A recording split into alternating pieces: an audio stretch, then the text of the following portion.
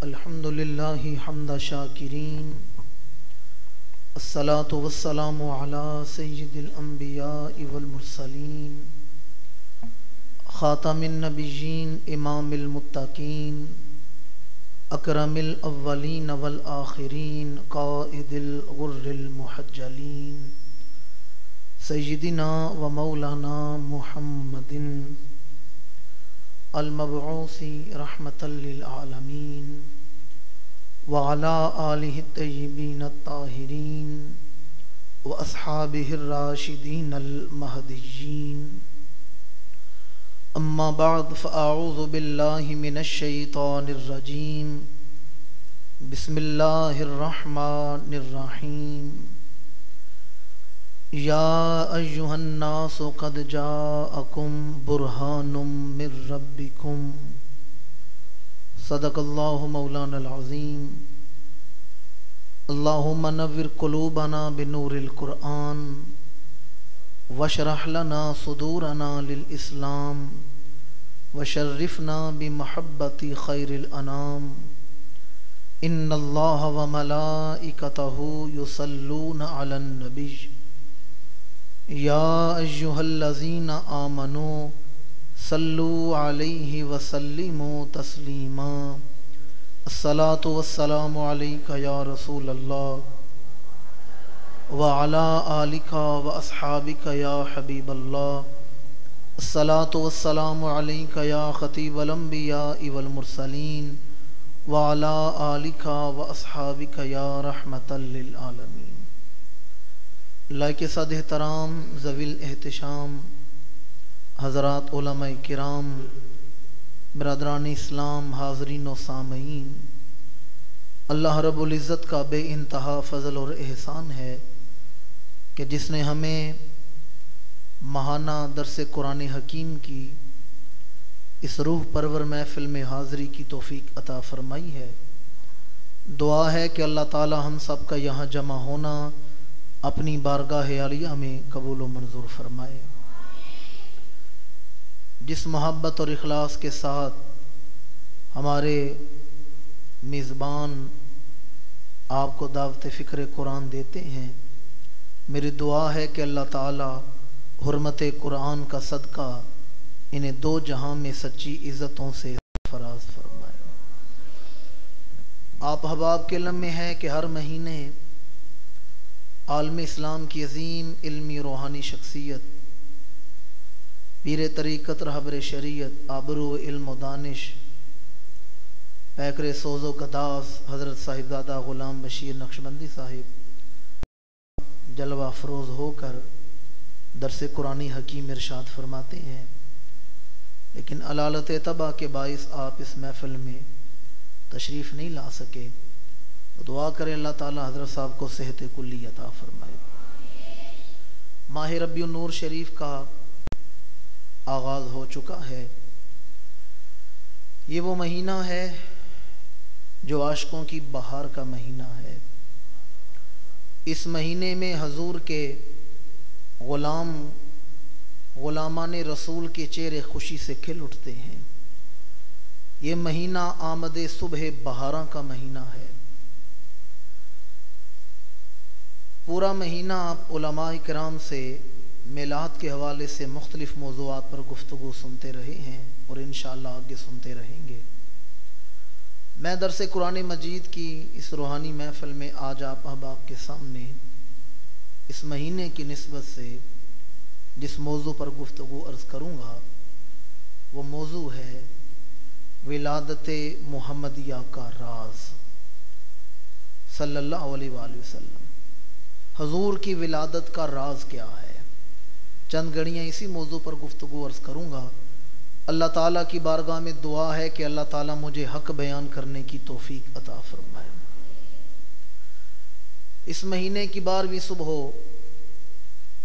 امام الانبیاء صلی اللہ علیہ وآلہ وسلم دنیا میں تشریف لائے ہیں، اس لیے 12 ربیع الاول کا جو دن ہے وہ عام دن نہیں، وہ سال کے تمام دنوں کا سید و سردار ہے۔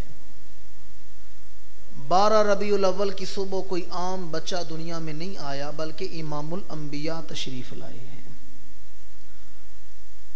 آپ لوگوں نے علماء کرام سے سنا ہوگا کہ حضور کی ولادت ہوئی تو شہنشاہ ایران کے محل کے 14 کنگرے ٹوٹ کے زمین پر گر گئے۔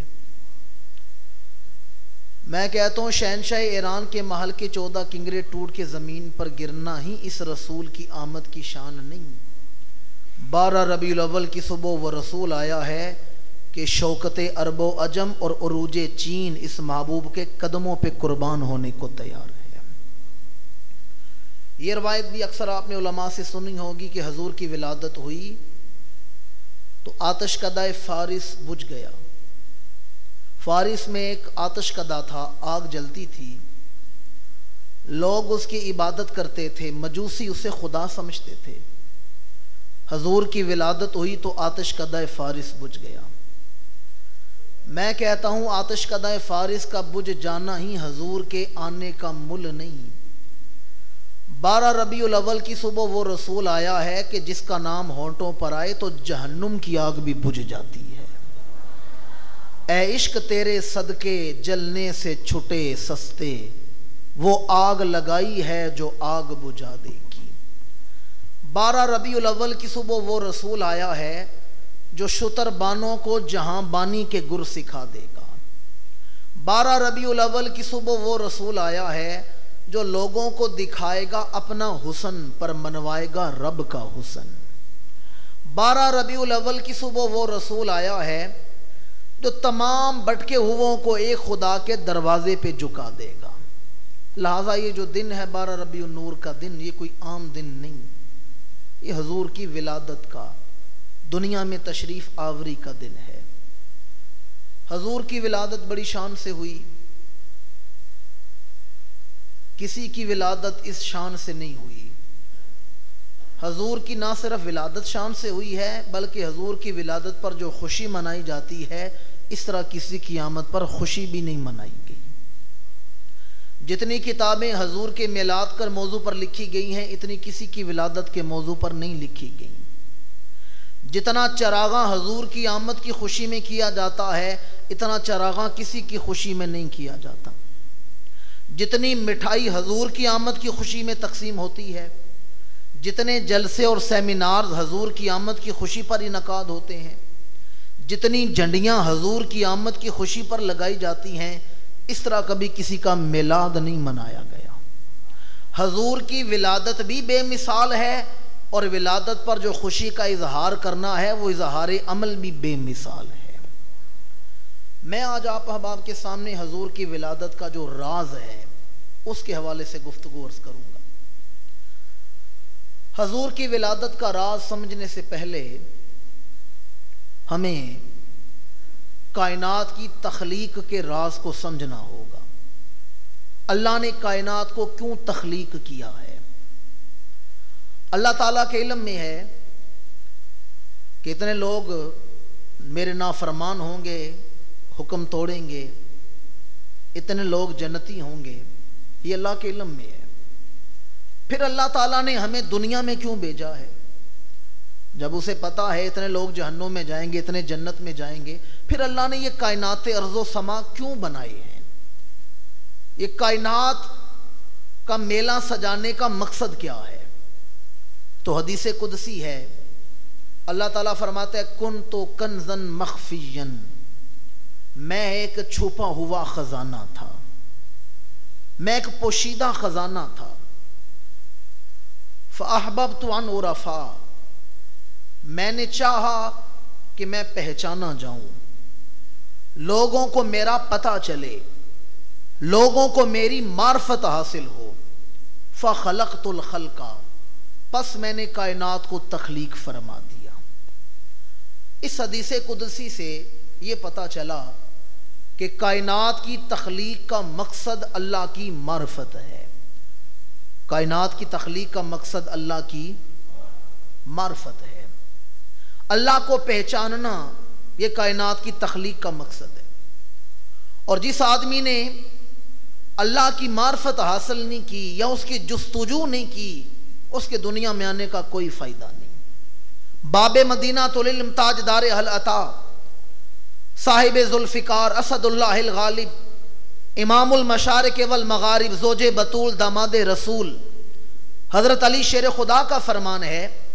حضرت علی فرماتے ہیں من عرف نفسہ فقد عرف ربہ، جس نے اپنے آپ کو پہچان لیا اس نے اپنے رب کو پہچان لیا. آج دنیا کا علم ہے وہ یہ تو بتائے گا کہ کون سی دو گیسیں کس مقدار میں ملیں تو پانی بنتا ہے، لیکن یہ نہیں بتائیں گے انسان تو کیوں بنایا گیا ہے، تیرے بنانے کا مقصد کیا ہے. اللہ تعالیٰ فرماتا ہے کنت کنزا مخفیا فاحببت ان اعرف فخلقت الخلق، میں ایک چھپا ہوا خزانہ تھا، میں نے چاہا میں پہچانا جاؤں، میں نے کائنات کو تخلیق کر دیا. اب کائنات کی تخلیق کا مقصد اللہ کی معرفت ہے. اللہ نے سورج بنایا اپنی معرفت کے لیے، چاند ستارے بنائے اپنی معرفت کے لیے، پہاڑ بنائے، جن و انس بنائے اپنی معرفت کے لیے. اور مجھے ایمان سے بتائیں کیا سورج نے اللہ تعالیٰ کی ذات کا دیدار کیا ہے؟ مشکل بات تو نہیں پوچھ رہا آپ لوگوں سے. سورج نے اللہ کو دیکھا ہے، چاند نے، ستاروں نے، یہ تو عام مخلوقات ہیں. وہاں تو حضرت موسیٰ عرض کرتے ہیں ربی ارنی انظر الیک، مولا مجھے دکھا میں تجھے دیکھنا چاہتا ہوں. اللہ فرماتا ہے لن ترانی، موسیٰ آپ دیکھ سکتے. اللہ موسیٰ سے کہہ رہا مجھے نہیں دیکھ سکتے. جب کائنات نے اللہ کو دیکھنا ہی نہیں، کائنات کی چیزوں نے اللہ کو دیکھنا نہیں، تو پھر تخلیق کا مقصد کون پورا کرے گا؟ یا اللہ سمجھ نہیں آئی. تو فرما رہا ہے کائنات کی تخلیق کا مقصد ہے میری معرفت ہو، میری پہچان ہو. جب کوئی چیز تجھے دیکھ نہیں سکتی تو کائنات کی تخلیق کا مقصد کون پورا کرے گا؟ فرمایا 12 ربیع الاول کی صبح وہ رسول دنیا میں بھیجوں گا جو معراج کی رات کعبہ قوسین کی قربتوں میں او ودنا کی خلوتوں میں بیٹھ کر سارے پردے ہٹا کر میری ذات کا دیدار کرے گا. تو حضور کی ولادت کا پہلا راز یہ ہے، حضور کی آمد کا مقصد ہے مقصد تخلیق کائنات کو پورا کر دینا. حضور منشاء تخلیق کائنات ہیں. حضور دنیا میں آئے ہیں تو کائنات کی تخلیق کا مقصد پورا کرنے کے لیے آئے ہیں. اسی کے حوالے سے ایک اور بات عرض کرنا چاہتا ہوں. اللہ نے کائنات کی چیزوں کو بنایا ہے. سورج، چاند، ستارے، یہ ساری چیزیں اللہ کے ہونے کا پتہ دیتی ہیں. کوئی خدا ہے جس نے ان چیزوں کو بنایا ہے. بعض لوگ نیچری ہیں، دہریے، ملحد، وہ اللہ کو نہیں مانتے. وہ کہتے ہیں خدا ہے ہی نہیں، وہ کسی خدا کو نہیں مانتے. وہ کہتے ہیں کائنات خود بخود بنی ہے، خود بخود ختم ہو جائے گی، خدا ہے ہی نہیں. جن دوستوں نے کیمسٹری بائیولوجی پڑھی ہے انہوں نے نیوٹن کا نام تو سنا ہوگا. نیوٹن ایک سائنسدان گزرا ہے. اس نے بڑی پیاری مثالوں کے ذریعے اللہ کے ہونے کا یقین دلایا ہے. اور میں سادہ سی بات کر رہا ہوں، اگر آپ کے پاس کوئی تحریر لکھ کے لائے، خط یا کوئی تحریر لکھ کے لائے، آپ تحریر دیکھیں گے، لکھائی دیکھ کر آپ کو یقین ہو جائے گا کوئی لکھنے والا ہے جس نے اسے لکھا ہے. خود بخود تو قلم نہیں لکھ سکتا. تحریر دیکھ کے آپ کو یقین ہو جائے گا کوئی لکھنے والا ہے جس نے اسے لکھا ہے. میں کہتا ہوں لکھائی دیکھ کر لکھنے والے پر یقین ہو جاتا ہے، اتنی بڑی خدائی دیکھ کر خدا پر یقین کیوں نہیں کرتے؟ نیوٹن کا میں نے آپ کے سامنے ذکر کیا، یہ سائنسدان تھا. نیوٹن نے دنیا کا ایک ماڈل بنایا. بڑے بڑے عمارتوں میں، پلازوں میں جائیں تو انہوں نے ایک ماڈل بنا کے رکھا ہوتا ہے، نقشہ بنا کے رکھا ہوتا ہے. نیوٹن نے بھی دنیا کا ایک ماڈل بنا کے رکھا ہوا تھا. کچھ پہاڑ ہیں، صحرا ہیں، دریا ہیں اور درخت ہیں. وہ چرخی گھماتا تھا تو سورج نکل آتا تھا، بلب جل جاتا تھا. پھر چرخی گھماتا ہے، سورج پیچھے چلا جاتا ہے، چاند اور ستارے چمکنا شروع ہو جاتے ہیں. یہ اس نے دنیا کا ایک ماڈل بنا رکھا تھا. نیوٹن کے پاس ایک دہری آ گیا، نیچری، جو خدا کو نہیں مانتا تھا. اس نے آ کے جب وہ ماڈل دیکھا تو نیوٹن سے کہتا ہے بڑا اچھا ماڈل ہے. دنیا کا ماڈل بڑا خوبصورت ہے، کس نے بنایا ہے؟ نیوٹن کہتا ہے کسی نے نہیں بنایا، خود بخود ہی بن گیا۔ کسی نے یہ ماڈل نہیں بنایا، خود بخود بن گیا۔ وہ نیچری کہتا ہے جھوٹ کیوں بول رہے ہو، یہ کسی دھات کا بنا ہوا ہے، یہ خود بخود کیسے بن سکتا ہے؟ تو نیوٹن نے کہا خود سوچ لو، جس کی نقل خود بخود نہیں بن سکتی اس کی اصل خود بخود کیسے بن سکتی ہے؟ تمہیں ماڈل دے کر یقین ہو گیا کہ میں نے یہ ماڈل بنایا ہے، تو کائنات دے کر یقین نہیں آ رہا خدا ہے جس نے کائنات کو بنایا ہے۔ اب دائرے کی نظر ماڈل پر ہے اور زبان پر یہ اشہد ان لا الہ الا اللہ وحدہ لا شریک لہ واشہد ان محمدًا عبدہ ورسولہ۔ تو کائنات اللہ کے ہونے کا پتہ دیتی ہے، لیکن کائنات کی چیزیں اللہ کی ذات کا پتہ نہیں دیتی۔ کائنات کی چیزیں اللہ کی ذات کا پتہ، ان میں اللہ کی شانیں موجود ہیں، صفتیں پائی جاتی ہیں کہ اللہ تعالیٰ اپنی صفتوں کا اظہار کرتا ہے، لیکن کما کو ہو اللہ کی ذات کا پتہ نہیں دیتی۔ اللہ کی ذات کا پتہ وہ وجود دیتا ہے جو فرماتا ہے مر رآنی فقد رأى الحق۔ بخاری مسلم کی حدیث ہے، میرے آقا نے فرمایا جس نے مجھے دیکھا اس نے حق تعالیٰ کا دیدار کر لیا۔ جس نے مجھے دیکھا اس نے حق تعالیٰ کا۔ اللہ تعالیٰ فرماتا ہے یا ایھا الناس قد جاءکم برہان من ربکم، اے انسانوں آمینہ کا لال سر کے بالوں سے لے کر پیروں کے ناخنوں کے پوروں تک سراپا اللہ کی وجود کی نشانی بن کے دنیا میں آیا ہے۔ جس نے مجھے دیکھا اس نے حق کا دیدار کر لیا۔ تائیدار گولڑا نے اسی کا ترجمہ کیا۔ تائیدار گولڑا فرماتے ہیں دسے صورت را بے صورت دا، توبہ راہ کے این حقیقت دا، پر کام نہیں بے سوجت دا، کوئی ورلیاں موتی لے تریاں۔ اس صورت نو میں جان آکھاں، جان آکھاں کے جانے جہان آکھاں، سچ آکھاں تے رب دی میں شان آکھاں، جس شان تو شانہ۔ حضور کا وجود اللہ کی ذات کی نشانی ہے۔ مولانا جلال الدین رومی رحمۃ اللہ تعالیٰ علیہ نے اس ایک مثال کے ذریعے بڑا سارا میرا مضمون اب تک کا سمندر کو کوزے میں بند کر دی ہے، بڑا آسان کر کے وہ بات آپ تک پہنچا رہا ہوں۔ مولانا روم فرماتے ہیں کہ طوطے کو انسانی بولی سکھانی ہو تو کس طرح سکھاتے ہیں؟ طوطا انسانی بولی میں بولتا ہے تو ہم سن کے خوش ہو جاتے ہیں، یہ طوطا ہے پر انسانوں کی طرح بول رہا ہے۔ مولانا روم فرماتے ہیں طوطے کو انسانی بولی سکھانے کے لیے طوطے کے سامنے ایک شیشہ رکھا جاتا ہے، قد آدم آئینہ، اس شیشے کے پیچھے ایک آدمی چھپ کے بیٹھ جاتا ہے اور باتیں کرتا ہے۔ طوطے کو شیشے میں اپنا عکس نظر آتا ہے، وہ سمجھتا ہے سامنے بھی کوئی طوطا بیٹھا ہوا ہے، پیچھے بیٹھا آدمی باتیں کرتا ہے، طوطا سمجھتا ہے سامنے والا طوطا بول رہا ہے، وہ سوچتا ہے اس کی جنس میرے جیسی ہے، رنگ میرے جیسا ہے، یہ بولی کون سی بول رہا ہے؟ آہستہ آہستہ اس کے لفظوں پر غور کرتا ہے اور بولی بولنا شروع کر دیتا ہے۔ سمجھ آ گئی آپ کو میں نے کیا بیان کیا؟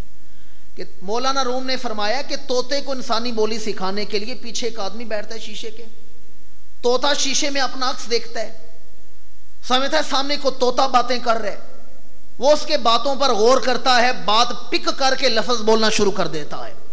مولانا روم فرماتے ہیں خدا حد قدیم، انسان حادث، خدا واجب الوجود، انسان ممکن الوجود، خدا لامحدود، انسان محدود ہے، خدا خالق ہے، انسان مخلوق ہے۔ مولانا روم فرماتے ہیں خدا چاہتا تھا انسانوں کو اپنے قریب کرے، خدا چاہتا تھا انسانوں کو اپنی بولی سکھائے، خدا چاہتا تھا انسانوں تک اپنا کلام پہنچائے، تو کس طرح پہنچایا؟ خدا نے اپنے اور انسانوں کے درمیان آئینہ وجود مصطفیٰ کو رکھا ہے۔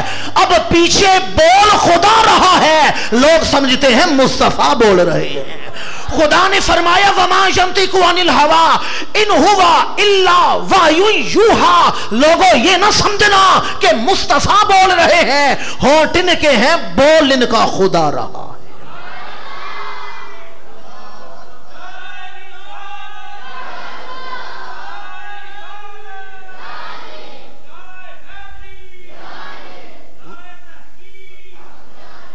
وَمَا يَنطِقُ عَنِ الْهَوَىٰ إِنْ هُوَ إِلَّا وَحْيٌ يُوحَىٰ۔ پیچھے بول خدا رہا ہے۔ اب ہمیں تو نہیں پتا پیچھے کون بول رہا ہے، ہمیں تو علم نہیں، پر اہل نظر کو خبر ہے پیچھے کون بول رہا ہے۔ تاجدار گولڑا اعلیٰ حضرت پیر میر علی شاہ صاحب رحمۃ اللہ تعالی علیہ فرماتے ہیں، کوئی ہٹیاں تو وان لیا، کوئی ہٹیاں تو وان لیا، روپ وٹا آیا اساں ڈول پچھان لیا۔ اور تاجدار بریلی فرماتے ہیں، دسے حضور کی اللہ تعالیٰ کے ساتھ جو حضور کا وجود جو اللہ تعالیٰ کی ذات کا مظہر ہے اسے بیان کرتے ہوئے اعلیٰ حضرت تاجدار بریلی امام اشاہ احمد رضا خان علیہ رحمت الرحمان فرماتے ہیں کہ جو حضور کے در سے ہے وہ اللہ کے در تک پہنچ گیا ہے، بخدا خدا کا یہی ہے در، نہیں اور کوئی مفر مکر، جو وہاں سے ہو یہیں آ کے ہو، جو یہاں نہیں سو وہاں نہیں۔ تو ولادت محمدیہ کا پہلا راز حضور کا وجود اللہ کی ذات کا مظہر ہے۔ ولادت کا دوسرا راز، میں روایتی جلسہ سمجھ کے گفتگو نہیں کر رہا، درس و تدریس کی محفل ہے تو درس قرآن کے رنگ میں ہی یہ گفتگو کر رہا ہوں۔ اگر آپ کو گفتگو مشکل لگ رہی ہے تو میں روایات یا واقعات بدل کے آپ کو سنا دیتا ہوں، بات سمجھ آ رہی ہے آپ کو؟ دوسرا راز حضور کی ولادت کا، اللہ تعالیٰ نے فرمایا وَمَا خَلَقْتُ الْجِنَّ وَالْإِنسَ إِلَّا لِيَعْبُدُونَ، میں نے جنوں اور انسانوں کو فقط اپنی عبادت کے لیے بنایا ہے۔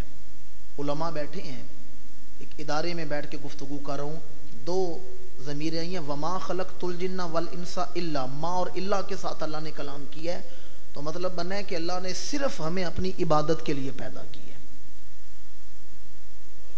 اب اللہ تعالیٰ کا ایک اصول ہے، اللہ تعالیٰ ہر چیز کا ایک مصدر بناتا ہے، اس سے سیغے نکلتے ہیں، ایک مرکز بناتا ہے، اس سے چیزوں کو آگے تقسیم کرتا ہے۔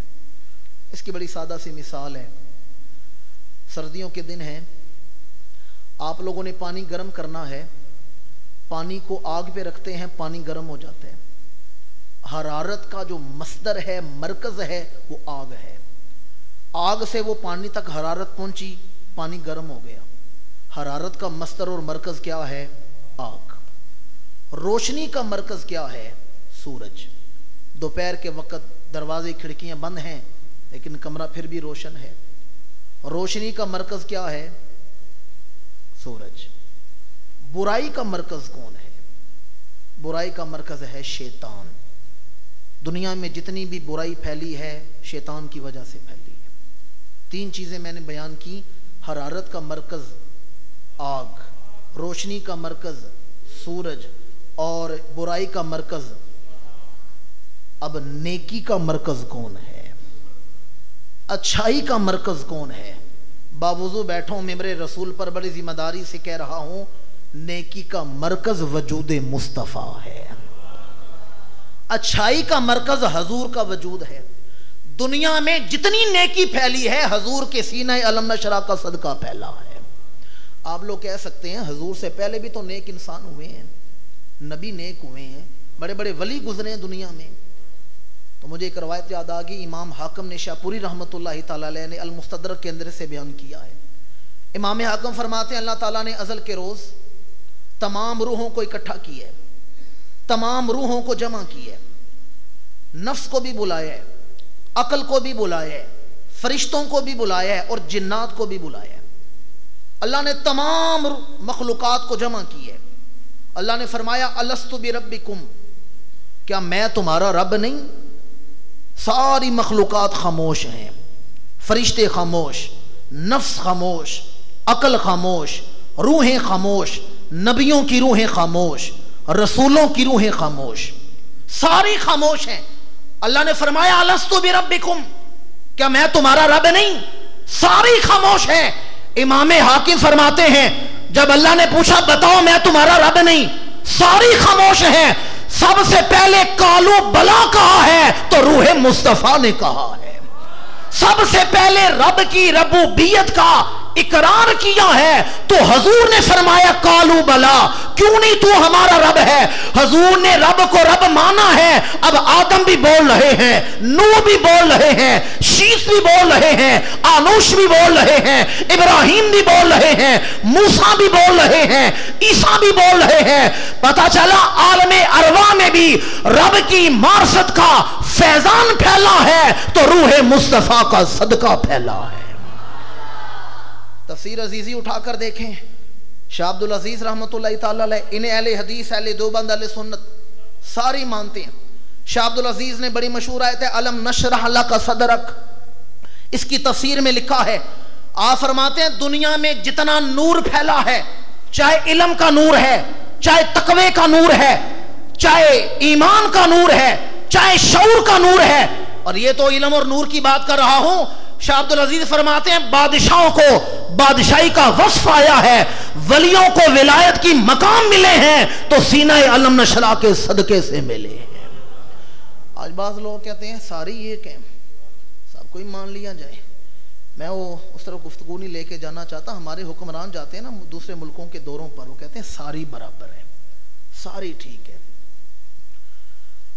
میرے مرشد کریم حضور رفعت نواز پیر صاحب فرماتے ہیں میں انڈیا گیا ہندوستان کے دورے پر، مسجد سے نماز ظہر پڑھ کے باہر نکلے تو سامنے سکھوں کا گردوارہ تھا۔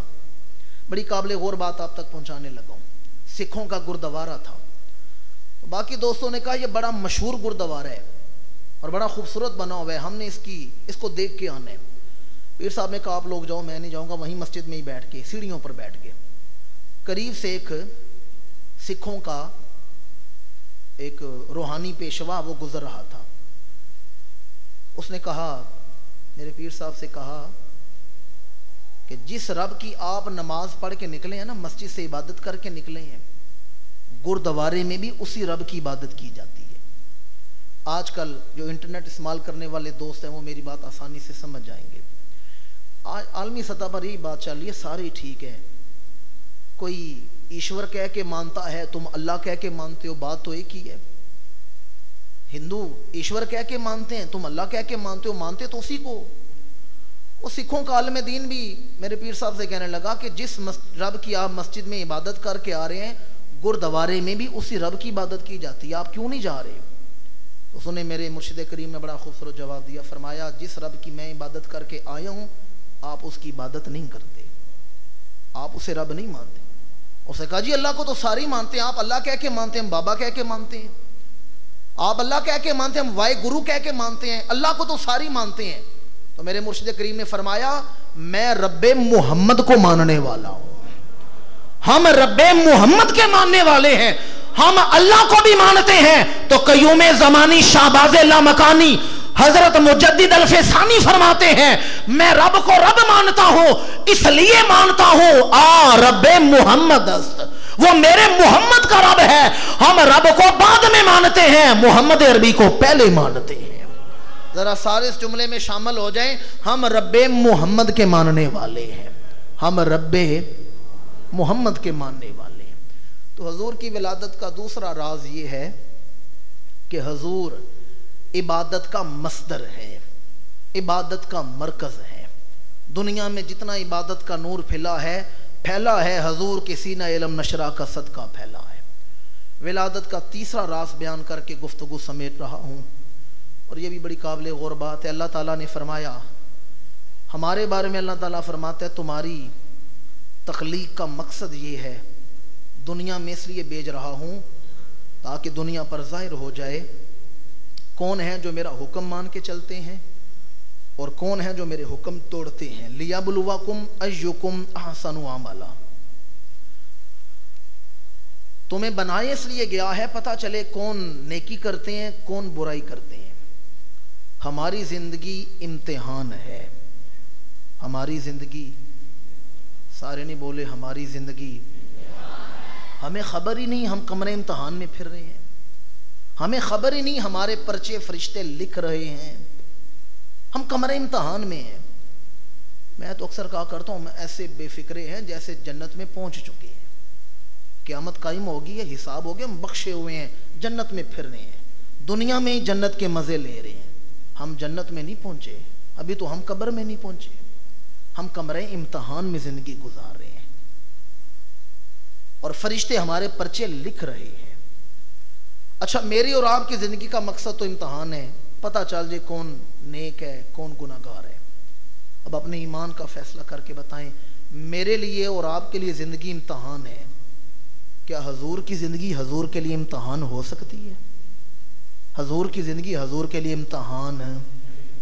میں قرآن بیان کر رہا ہوں. اللہ تعالیٰ فرماتا ہے ہم نے رسول کو دنیا میں کیوں بھیجا ہے؟ لَقَدْ كَانَ لَكُمْ فِي رَسُولِ اللَّهِ أُسْوَةٌ حَسَنَةٌ. تمہاری زندگی امتحان ہے, نبی کی زندگی اسوائے حسنہ ہے. تمہاری زندگی امتحان ہے, تم امتحان دینے دنیا میں آئے ہو, نبی امتحان دینے والوں کو نمونہ دکھانے کے لیے دنیا میں آیا ہے. میں بڑی سادہ سی بات کر رہا ہوں تاکہ آسانی سے آپ کو یاد رہے. خامند گھر سے نکلنے لگا تو بیوی نے کہا کہ میرے لیے کپڑے کا سوٹ لے کے آنا. خامند نے پوچھا کوئی نمونہ بتا دو, کس طرح کا سوٹ لے کے آؤں؟ بیوی نے ایک کپڑا نمونہ دے دیا, کہا یہ تھوڑا سا کپڑا لے جاؤ, اس کے مطابق میچ کر کے نمونے کے مطابق ملا کے کپڑا لے آنا. خامند چلا گیا سیالکوٹ کی سب سے مہنگی کپڑے کی دکان پر کپڑا خریدنے. اب وہ کپڑا کیسے خرید رہے؟ ایک نظر ہاتھ میں پکڑے ہوئے نمونے کو دیکھتا ہے اور ایک نظر دکان میں لگے ہوئے کپڑے کو دیکھتا ہے. ساری دکان کھنگال ماری, نمونے کے مطابق کپڑا نہیں ملا. دکان سے نکلنے لگا تو دکاندار نے کہا ساری دکان دیکھی ہے, کپڑا پسند نہیں آیا. گاہک نے کہا مجھے کوئی کپڑا پسند نہیں آیا. دکاندار نے کہا میری لاکھوں کی دکان ہے اور تو کہتا ہے مجھے کپڑا ہی پسند نہیں آیا. تو گاہک نے کہا میں تیری لاکھوں کی دکان کو کیا کروں جب میری مرضی کے مطابق کپڑا نہیں, میرے نمونے کے مطابق کپڑا نہیں. دکاندار نے کہا کوئی اور کپڑا لے جاؤ. تو گاہک نے کہا بیوی کا سوٹ لینے آیا ہوں, گھر بھی جانا ہے, دروازہ بھی کھلوانا ہے, کپڑا وہی لے کے جاؤں گا جو نمونے کے مطابق ہے. دکاندار نے کہا لاکھوں کی دکان ہے. اب مجھے ایمان سے بتائیں, اگر گاہک کے نمونے کے مطابق کپڑا دکان میں نہ لگا ہوا ہو تو وہ لاکھوں کی دکان گاہک کے کسی فائدے کی ہو سکتی ہے؟ گاہک کے کسی فائدے کی؟ بلا تشبیہ و بلا تمثیل.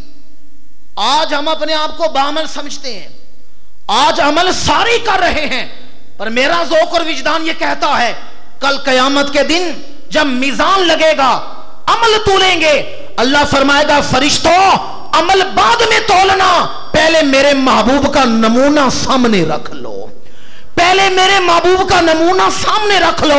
جس کے عمل میرے محبوب کے نمونے کے مطابق ہیں اسے میری رحمت سے خرید لو, اور جس کے عمل مصطفیٰ کے نمونے کے مطابق نہیں اسے دھتکار دیا جائے. آج مجھے عملوں کی نہیں محبوب کے نمونے کی ضرورت ہے. اسی بات کو داتا گنج بخش سید حجویر مخدوم امم صدر نشین بزم اولیاء حضرت داتا علی حجویری رحمت اللہ تعالی علیہ نے بیان کیا ہے. فرماتے ہیں اگر کوئی ہوا میں بھی اڑ کے آئے اور حضور کی شریعت کی پیروی نہ کرے وہ شعبدہ باز ہو سکتا ہے, اللہ کا ولی نہیں ہو سکتا. اور حضرت مجدد الفسانی فرماتے ہیں کوئی ساری رات ایک ٹانگ پر دریا میں کھڑا عبادت کرتا رہے, مچھلیاں اس کی پنڈلیوں کا گوشت نوچ کر لے جائیں, صبح نماز فجر نہ پڑھے, وہ اللہ کا ولی نہیں ہو سکتا. عبادت وہی قبول ہے جو حضور کے نمونے کے مطابق ہے. حضور کی ولادت کا تیسرا راز یہ ہے, حضور آئے ہیں تو ہمیں نمونہ دکھانے کے لیے آئے ہیں. پنجاب یونیورسٹی کے کمرہ امتحان میں ایک طالب علم پیپر حل کر رہا ہے, پرچہ لکھ رہا ہے, نقل بھی کر رہا ہے. ایگزامینیشن ہال میں پکڑا گیا, ممتحن نے پرچہ لیا, اسے فیل کر دیا. ساری گفتگو کا نچوڑ آپ تک پہنچانے لگا ہوں. دنیا کے کسی سکول کالج کے کمرہ امتحان میں کوئی نقل کرتا ہوا پکڑا جائے, اسے فیل کر دیا جاتا ہے, اور اس دنیا کے کمرہ امتحان میں کوئی مصطفیٰ کریم کی نقل کرتا ہوا پکڑا جائے, اللہ اسے بخش دیتا ہے. حضور کی آمد کا راز یہ ہے, حضور ہمیں خدا شناس بنانے آئے ہیں. میں نے شروع میں کہا 12 ربیع الاول کی صبح وہ رسول آیا ہے جو شتر بانوں کو جہاں بانی کے گر سکھائے گا۔ اونٹ چرانے والوں کو جہاں بانی کے، سیدنا فاروق اعظم کی سیرت اٹھا کر دیکھیں، وادی دہبان سے گزرے ہیں، جب وادی دہبان میں داخل ہوئے سواری سے نیچے اترے، زمین پر بیٹھ کے رونا شروع ہو گئے۔ ساتھیوں نے پوچھا امیر المومنین کس چیز نے رلایا ہے؟ فرمایا یہ وہ جگہ ہے جہاں میں اپنی جوانی کے دنوں میں اونٹ چرایا کرتا تھا، اور شام کو میں گھر جاتا تو میرے باپ خطاب ناراض ہوتے، عمر تو چند اونٹ نہیں سنبھال سکا، زندگی کیسے گزارے گا؟ مجھ سے تو چند اونٹ نہیں سنبھالے جاتے تھے۔ فرماتے ہیں وہی عمر جب دہلیز مصطفیٰ پہ آیا ہے، حضور کی بارگاہ میں آیا ہے، آج 22 لاکھ مربع کلومیٹر پر میں حکومت کر کے دکھا رہا ہوں۔ میں چند اونٹ نہیں سنبھال سکتا تھا، 22 لاکھ مربع کلومیٹر۔ آج جو بڑے بڑے ملک ہیں، اردن، مصر، فلسطین، ایران، عراق، مصر، شام، یہ ملک ہیں۔ فاروق اعظم کے دور میں یہ ملک نہیں، یہ صوبے تھے، انہیں صوبے بنا کے حکومت کی ہے۔ فرماتے ہیں میں چند اونٹ نہیں سنبھال سکتا تھا، آج 22 لاکھ مربع کلومیٹر پر کامیاب حکومت کر رہا ہو۔ عمر بن خطاب تھے، انہیں فاروق اعظم بنایا ہے تو نسبت مصطفیٰ نے بنایا ہے۔ میں نے فاروق اعظم کا ذکر کیا ہے، ایک اور واقعہ سنیں۔ ایک دن آپ کا پرانا دوست آپ سے ملنے کے لیے آیا، جوانی کے دنوں کا دوست ملنے کے لیے آیا، ملاقات ہوئی، کہا عمر ایک دفعہ نوجوانی میں نے تجھ سے پوچھا تھا تیری زندگی کی سب سے بڑی خواہش کیا ہے، سب سے بڑا تیرا مقصد کیا ہے زندگی کا؟ تو نے کہا تھا میں چاہتا ہوں میرے پاس کچھ اونٹ ہوں، میں ان کی تجارت کروں، انہیں دوگنا کروں، چوگنا کروں، میرے پاس بے شمار اونٹ ہو جائیں، دنیا کی مال و دولت آ جائے، یہ میری سب سے بڑی خواہش ہے۔ اس وقت تیری خواہش تھی میں اونٹ بڑھا لوں، مال و دولت جمع کر لوں، اب تو تم امیر المومنین ہو، 22 لاکھ مربع کلومیٹر کے حکمران ہو، چاہو تو لاکھوں اونٹ پال سکتے ہو، اب تمہاری کون سی بڑی خواہش ہے؟ ساری گفتگو میں یہ نقطہ یہ آپ کو یاد رہے، یہی نقطہ، یہی جملہ یہاں ادارے کے قیام کا مقصد ہے، یہی علماء اہل سنت کی، علماء ربانی کی زندگیوں کا مقصد ہے۔ آپ کا دوست کہتا ہے تو کہتا تھا میرے پاس اونٹوں کی کثرت ہو جائے، اب تو بادشاہ ہے، حکمران ہے، اب کون سی خواہش ہے؟ فاروق اعظم نے کہا میری سب سے بڑی خواہش یہ ہے کہ پوری زمین پر کوئی ایک چپا بھی ایسا نہ رہے جہاں میرے رسول کا دین نہ پہنچے، اب میں چاہتا ہوں پوری زمین پر میرے رسول کا کلمہ بلند ہو جائے۔ حضور آئے ہیں تو حضور نے بے راہ روی اور بٹکے ہوئوں کو خدا شناس بنا دیا ہے۔ میں نے آج روایت سے ہٹ کے گفتگو کی ہے، 3-4 باتیں آپ کے سامنے بیان کی۔ حضور کی ولادت کا راز یہ، حضور اللہ کی ذات کا مظہر ہے۔ دوسرا، حضور کی ولادت کا راز یہ، حضور دنیا میں کیوں آئے ہیں؟ جس نے اللہ تک پہنچنا ہے اسے رسول کے دروازے پہ آنا ہوگا، اور پوری کائنات میں اللہ تک پہنچنے کا ایک ہی راستہ ہے جو مدینے کی گلی سے ہو کے گزرتا ہے۔ حضور کو چھوڑ کے خدا تک پہنچا جا سکتا نہیں۔ دوسرا راز حضور کی ولادت کا، حضور نیکی کا مصدر ہے، حضور دنیا میں نیکی پھیلانے کے لیے آئے ہیں۔ اور حضور کی آمد کا تیسرا راز یہ ہے کہ اللہ کے رسول صلی اللہ علیہ وآلہ وسلم ہم بھٹکے ہوئوں کو، بھولے ہوئوں کو زندگی گزارنے کی جانچ سکھانے آئے ہیں۔ میلاد شریف کے دن ہیں تو سنیں حضور کے ارشادات گرامی۔ جب حضور دنیا میں آئے تو ماؤں کے ساتھ بڑا برا سلوک کیا جاتا تھا۔ باپ مر جاتا ہے، بیٹا ماں کا ہاتھ پکڑتا ہے، اوقاس کے میلے میں کھڑا ہوتا ہے، بازار میں ماں کا ہاتھ اٹھا کے کہتا ہے کون ہے جو اس عورت کو خریدے گا؟ بازار میں بیٹا ماں کی بولی لگاتا تھا۔ اس دور میں غلام بکتے تھے۔ کلیجہ منہ کو آتا ہے یہ بات کرتے ہوئے، یہ رواج بھی عرب میں تھا کہ باپ مر گیا بیٹا ماں سے نکاح کر لیتا تھا۔ بچیوں کو زندہ دفن کیا جا رہا ہے۔ دنیا کی حالت بڑی نازک ہے۔ افریقہ چلے جائیں، حضور کی آمد سے پہلے 6 صدی عیسوی میں، وہاں امیر لوگ غریبوں کے قبیلوں میں جاتے ہیں، انسانوں کو شکار کرتے ہیں، انسانوں کو آگ پہ بھون کے کھایا جاتا ہے۔ اور ہندوستان جس علاقے میں ہم ہیں، برے صغیر کی حالت کیا تھی 6 صدی عیسوی میں؟ یہاں خاوند مر گئے، اس کی جوان بیوی کو مردہ خامند کے ساتھ باندھ کے زندہ جلا دیا جاتا تھا، ستی کی رسم۔ وہ کہتے تھے اسے دنیا میں رہنے کا کوئی حق نہیں، جس کا خامند مار گیا اسے زندہ رہنے کا کوئی حق نہیں۔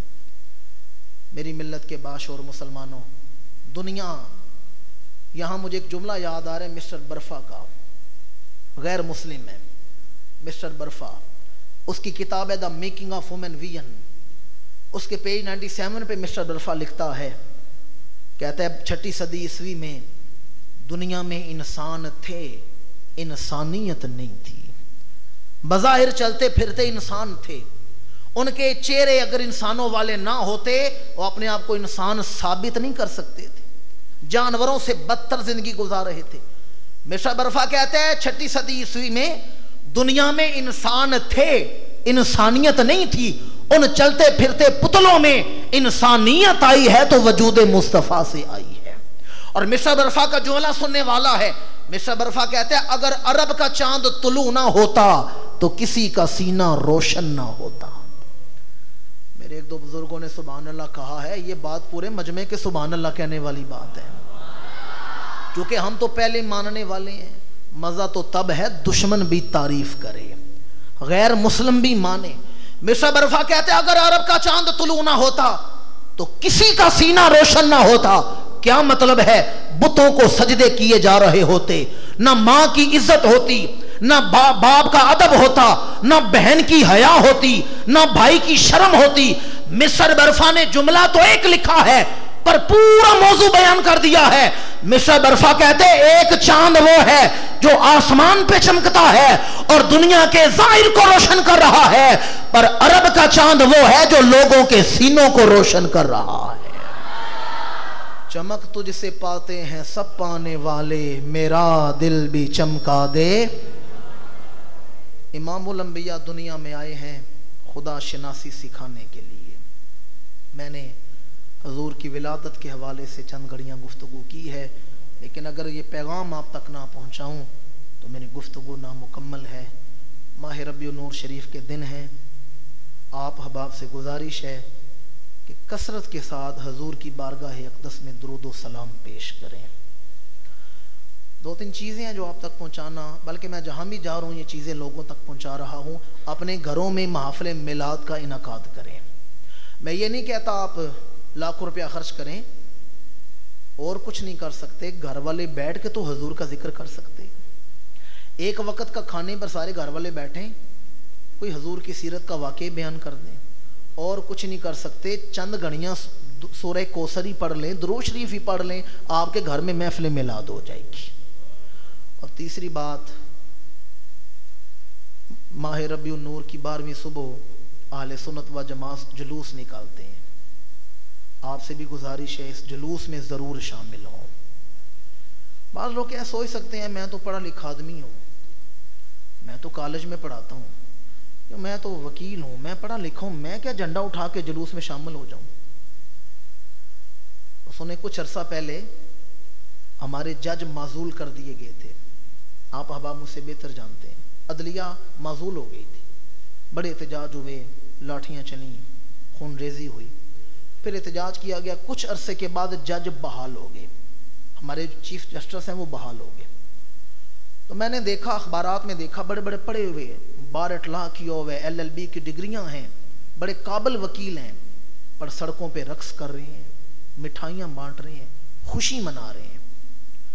دکھ یہ دیکھ کے ہوا کہ عورتیں بھی سڑکوں پہ رقص کر رہی تھیں۔ بہرحال ان مردوں نے، ان پڑھے لکھے لوگوں نے خوشی منائی، کس بات پر؟ کہ ہمارا پیشوا بحال ہو گیا ہے، ہمارا چیف جسٹس بحال ہوا ہے۔ مجھے چیف جسٹس صاحب کی ذات سے کوئی اختلاف نہیں، میں نہیں جانتا ان کا عقیدہ کیا ہے، وہ کس نیچ کے مسلمان ہیں، مجھے سے کوئی مطلب نہیں۔ میں تو یہ بات آپ تک پہنچا رہا ہوں جس کے لیے بنیاد میں نے یہاں سے لی ہے۔ یہ ایک پاکستان کا چیف جسٹس ہے جس کی خوشی کے لیے سڑکوں پر پڑھے لکھے لوگوں نے رقص کیا ہے، مٹھائیاں بانٹی ہیں۔ یہ تو پاکستان کا چیف جسٹس ہے، میرا نبی تو حشر کا چیف جسٹس ہے۔ آپ سمجھے نہیں میں کیا بیان کر رہا ہوں۔ عَسَىٰ أَن يَبْعَثَكَ رَبُّكَ مَقَامًا مَحْمُودًا، میدان محشر میں حضور جدھر نگاہ کرتے جائیں گے اللہ گناہگاروں کو بخشتا جائے گا۔ آج بعض لوگ نہیں مانتے پر کل قیامت کے دن انہیں بھی ماننا پڑے گا۔ علماء سے پوچھے مقام محمودہ کا مطلب کیا ہے؟ تمام مخلوقات حضور کی تعریف کرے گی۔ اس دن بش بھی حضور کی نعت پڑھے گا، اوباما بھی حضور کی نعت پڑھے گا۔ مقام محمودہ کا مطلب ہے سارے حضور کی تعریف کریں۔ آج لوگ نہیں نہ مانتے، کل اللہ سارے نبیوں کے دروازوں سے پھر آئے گا، ہر نبی کے دروازے سے لوگ پھریں گے۔ آج نہیں مانتے، اچھا کل اللہ جو سامنے ہے میدان محشر میں موجود ہے، پھر اللہ نبیوں کے دروازے سے کیوں پھرا رہا ہے؟ آج لے ان کی پناہ، آج مدد مانگ ان سے، پھر نہ مانیں گے قیامت میں اگر مان گیا۔ ہر نبی کہے گا ذابو الی غیری، ذابو الی غیری، میرے علاوہ کسی اور کے پاس جاؤ۔ لوگ آئیں گے عیسیٰ علیہ السلام کے پاس، وہ کہیں گے اذهبوا الی محمد صلی اللہ علیہ وآلہ وسلم۔ آج اگر کوئی یہ کام کر سکتے ہیں تو سیدہ آمنہ کے لال ہی کر سکتے ہیں۔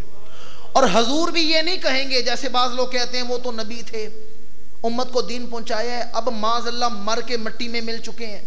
حضور بھی یہ نہیں کہیں گے میں کچھ کر نہیں سکتا، میں تو نبی ہوں، میں نہیں کر سکتا۔ حدیث اٹھا کر دیکھیں، میرے آقا دونوں بازو پھیلائیں گے، فرمائیں گے انا لہا انا لہا، اے در در پھرنے والوں میری بارگاہ میں آ جاؤ، میں ہی اس کام کے لیے بنایا گیا ہوں۔ یہ میرا موضوع نہیں مقام محمود بیان کروں، پھر حضور سجدہ کریں گے۔ کیا کریں گے؟ اللہ فرمائے گا ارفع راسک یا محمد سل توتا اشفا تو شفا۔ سل توتا کا معنی کیا ہے؟ حضور سجدہ کریں گے، حمد بیان کریں گے، روئیں گے۔ اللہ فرمائے گا ارفع راسک یا محمد، اے محبوب سر اٹھاؤ، اے میرے محبوب چہرہ اٹھاؤ۔